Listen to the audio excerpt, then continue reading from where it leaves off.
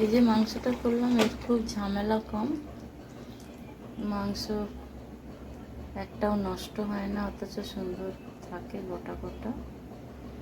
সেই পেঁয়াজটা আমরা বেটে ভেজে নিই, সেটা আগে ভেজে নিলে আরও সুন্দর হয়। বেরেস্তা মতন ভেজে নিয়েও সেও আরও একরকম কালার হয়।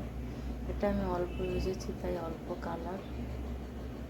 ঠিক আছে বন্ধুরা, তো বন্ধুরা এলাচ, লবঙ্গ, দারচিনি, পেঁয়াজ, টমেটো এটা ভেজে নেব, ভেজে মশলা করব।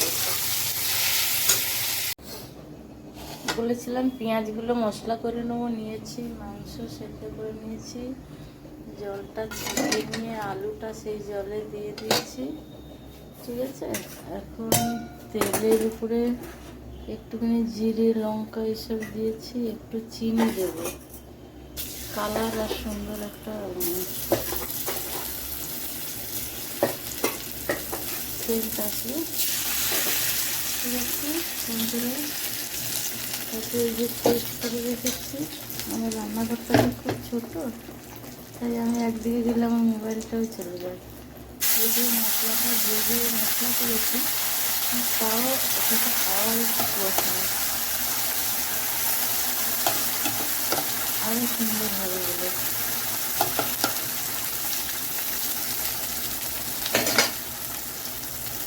তারপরে এখানে জিরে, লঙ্কা, হলুদ দিয়েছি, এটা দিয়ে দেবো। এটা কষবো, কষে মাংসটা দিয়ে দেবো। মশলাটা দিয়ে দিলাম মাংসের উপরে।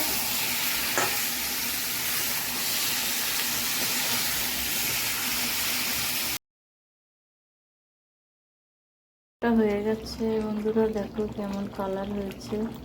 একটু অন্যরকম রান্না করলাম।